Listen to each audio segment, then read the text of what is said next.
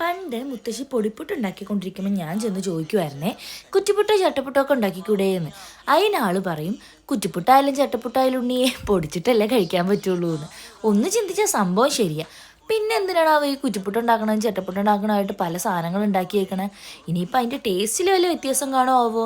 എനിക്കറിയാൻ പാടില്ല, നിങ്ങൾക്കറിയാമെങ്കിൽ പറ. പണ്ട് ഈ 8-10 പേർക്കൊക്കെ ഇരുന്ന് രാവിലെ കുറ്റിപ്പുട്ടും ചട്ടപ്പുട്ടും ഉണ്ടാക്കിക്കൊണ്ടിരുന്ന് കഴിഞ്ഞാൽ അടുക്കളയിൽ നിന്ന് ഇറങ്ങാൻ സമയം കിട്ടില്ല എന്നുള്ളതുകൊണ്ടാവും തോന്നുന്നു മുത്തശ്ശിക്ക് എപ്പോഴും പൊടിപ്പുട്ടിനോട് ഒരു ഇച്ചിരി ചായ്വ്. ഇങ്ങനെ പല ഓർമ്മയും അതിനോട് ചേർന്ന് കിടക്കുന്നതുകൊണ്ടാവും തോന്നുന്നു ഇപ്പം ഞാൻ ഒറ്റയ്ക്കാണെന്നുണ്ടെങ്കിൽ പൊടിപ്പുട്ടേ ഉണ്ടാക്കാറുള്ളൂ. എന്തായാലും പുട്ടിന് മാവ് കുഴച്ച് അത് റെസ്റ്റ് ചെയ്യാൻ വെച്ച സമയത്ത് ഞാൻ കുറച്ച് കൊണ്ടാട്ടം എടുത്ത് വറക്കാമെന്ന് വിചാരിച്ചു. നല്ല ചൂടുള്ള വേനൽക്കാലത്ത് ഇളം ചൂടുള്ള ചോറിൽ നല്ല തണുത്ത സംഭാരം ഒഴിച്ചിട്ട് ഇതേ ഈ കൊണ്ടാട്ടവും കുറച്ച് അടമാങ്ങയും പിന്നെ കുറച്ച് മൂർമുളകൊക്കെ കൂടെ നന്നായിട്ടങ്ങ് ഞെരടി കഴിച്ചാണ്ടല്ലോ, എൻ്റെ പൊന്നോ പൊള്ളിയാണ്. ചില ചൂട് പാലക്കാടൻ ഓർമ്മകൾ നമുക്കിനി പുട്ടിലോട്ട് തിരിച്ചു വന്നാലോ? എനിക്ക് എല്ലാ പുട്ടും ഒരുപോലെ തന്നെയാണ്.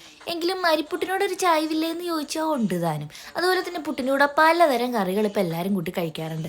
പ്രത്യേകിച്ച് നമ്മുടെ പുട്ടും കടലയും പപ്പടമാണ് എല്ലാവർക്കും മെയിൻ. എങ്കിലും അതിൻ്റെ കൂടെ ചെറുപയർ കറിയും ബെസ്റ്റ് കോമ്പിനേഷനാണ്. അതുപോലെ തന്നെ ഇപ്പം നമ്മൾ ചിക്കൻ്റെ കൂടെയൊക്കെ പുട്ടൊക്കെ കഴിക്കാറുണ്ട്.